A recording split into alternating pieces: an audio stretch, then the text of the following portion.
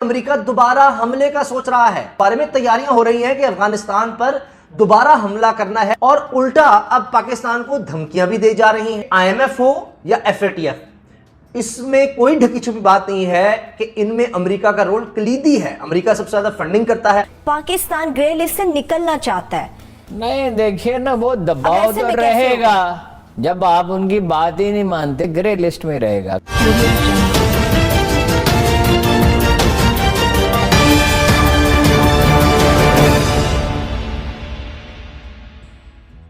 اب new York Times کی ایک حالیہ رپورٹ جس میں اعلیٰ امریکی حکام کو کوٹ کیا گیا ہے، وہ حیران کن ہے، پریشان کن ہے کہ آدمی سر پکڑ لے کہ ایک طرف افغانستان سے انخلا کیا جا رہا ہے، بھاگا جا رہا ہے، اور وہ بھی بڑی تیزی سے، یعنی ستمبر تک کی مہلت مانگ رہے تھے طالبان سے، لیکن اب کیا یہ جا رہا ہے کہ جولائی میں ہی یہاں سے انخلا، یعنی جتنے بھی فوجی ہیں امریکہ کے، وہ جولائی میں ہی چلے جائیں گے۔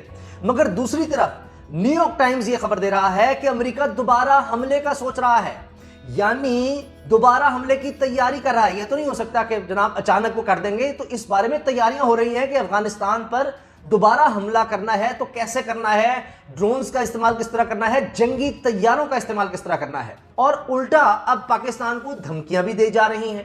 آپ یہ دیکھیے کہ آئی ایم ایف ہو یا ایف اے ٹی ایف، اس میں کوئی ڈھکی چھپی بات نہیں ہے کہ ان میں امریکہ کا رول کلیدی ہے۔ امریکہ سب سے زیادہ فنڈنگ کرتا ہے آج بھی بڑے بڑے اداروں کی، اقوام متحدہ کو دیکھ لیں، دیگر جگہوں پر دیکھ لیں، اسی لیے اس کا انفلوئنس ہے، کسی سے ڈھکی چھپی بات نہیں ہے۔ کئی دفعہ یہ ہوا کہ آئی ایم ایف جو ہے وہ یہ دیکھتا رہا کہ جی امریکہ کیا کہہ رہا ہے، پھر اسی حساب سے ہم قرضے دیں گے یا کسی کے ساتھ پروگرام چلائیں گے۔ ایف اے ٹی ایف کے بارے میں بی بی سی کی رپورٹ ہے، بی بی سی کی رپورٹ، اس پر میں نے ویڈیو بھی بنائی تھی کہ امریکہ نے پریشرائز کیا سعودی عرب کو۔ ایف اے ٹی ایف میں اجلاس ہو رہا تھا، یہ جو پچھلا اجلاس ہوا ہے، شاید اس سے پچھلا تھا یا اس سے پچھلا، تو اس میں سعودی عرب پاکستان کے حق میں ووٹ دے رہا تھا ایف اے ٹی ایف میں کہ پاکستان وائٹ لسٹ میں آ جاتا، لیکن امریکہ نے اس پر دباؤ ڈالا کہ نہیں، جب تک ہم افغانستان سے نکل نہیں جاتے ہم تب تک آپ نے پاکستان کو نہیں ووٹ دینا، کیونکہ ہم بڑے مسئلے میں ہیں، پاکستان پتہ نہیں ہماری بات اس کے بعد مانے گا یا نہیں مانے گا۔ اب ہوا کیا، پاکستان نے جو انکار کیا ہے بیسز دینے سے، صاف انکار کر دیا ہے۔ آپ یقین کریں کہ یہ بات لکھی جا رہی ہے، تھنک ٹینکس اور لوگ بتا رہے ہیں کہ امریکی انتظامیہ یہ ایکسپیکٹ نہیں کر رہی تھی۔ میں آپ کو وہ خبر بھی دکھا دوں گا۔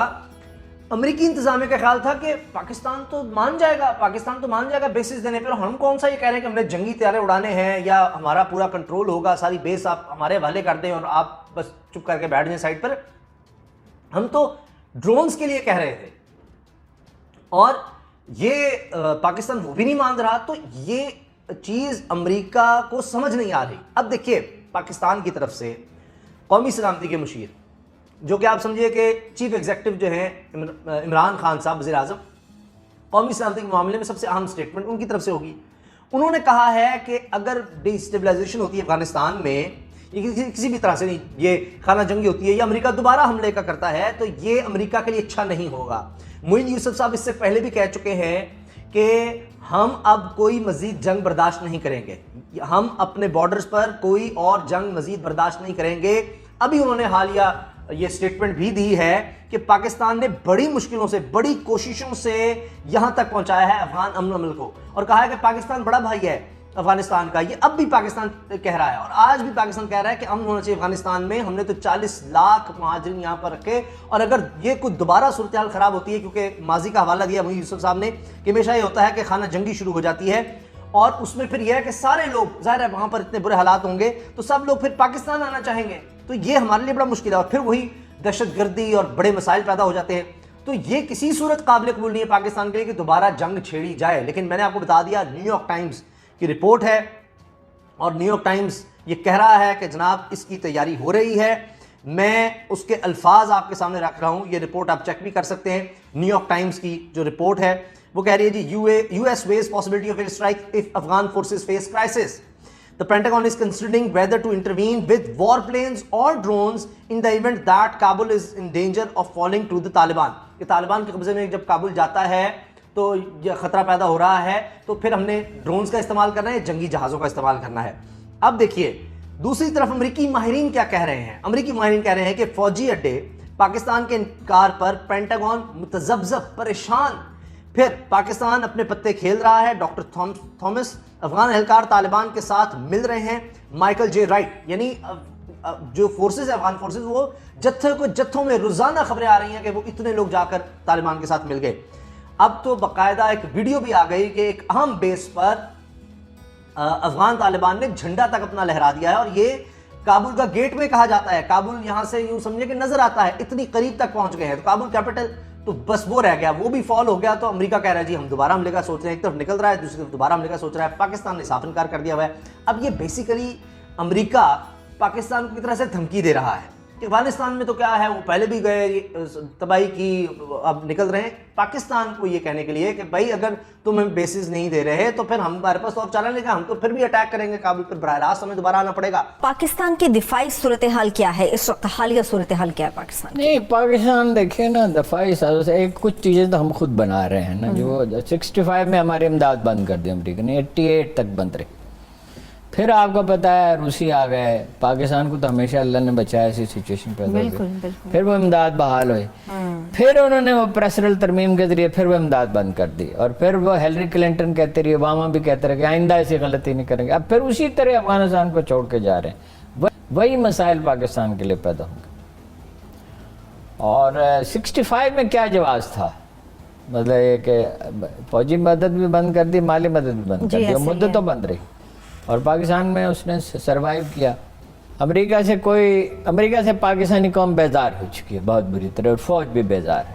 لیکن یہ نہیں ہے کہ ان کے ساتھ لڑائی کی جائے, وقت گزرنے کے ساتھ ساتھ ہمارا انحصار ان پہ اور کم ہوتا جائے گا. بالکل ٹھیک بات ہے ہارون صاحب. لیکن اور بھی مسئلہ ہے, ایک امریکہ فوجی اڈے ڈیمانڈ کر رہا ہے, پاکستان نے صاف انکار کر دیا, نہیں سوال ہی پیدا نہیں ہوگا. امریکہ کے ساتھ رویہ بھی سرد مہری کا عمران خان صاحب نے رکھا ہے. آگے FATF کا اجلاس ہونے والا ہے, ایک ان کی بڑی مضبوط لابی ہے امریکہ کی. پاکستان گرے لسٹ سے نکلنا چاہتا ہے. نہیں دیکھیے نا, وہ دباؤ تو رہے گا.